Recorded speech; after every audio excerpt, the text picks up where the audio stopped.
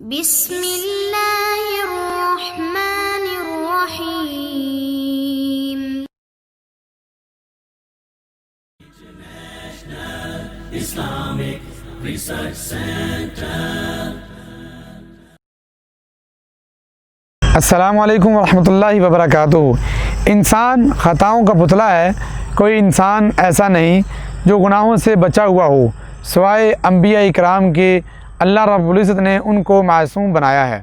تو انسان سے خطائیں اور غلطیاں ہو جاتی ہیں، تو اپنے گناہوں کو اور اپنی خطاؤں کو معاف کروانے کی سب سے آسان دعا کون سی ہے؟ چھوٹی سی دعا جو سورۃ البقرہ کی آیت نمبر 286 کے اندر موجود ہے۔